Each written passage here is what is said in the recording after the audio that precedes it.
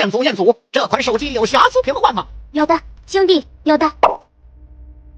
有好兄弟寄来一台华为 Mate X2 折叠屏手机，由于这台外折叠手机屏幕比较贵，售后2000多，市面上也要接近2000，好兄弟果断找我换个瑕疵屏，有眼光。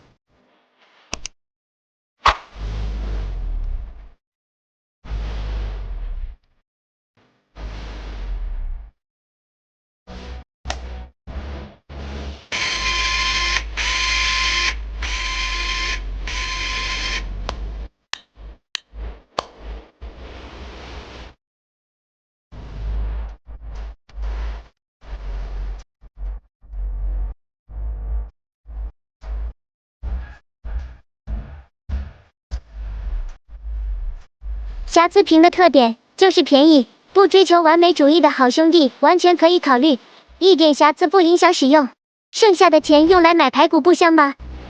如果你也用这款手机，又觉得维修太贵，不妨也试试瑕疵屏吧。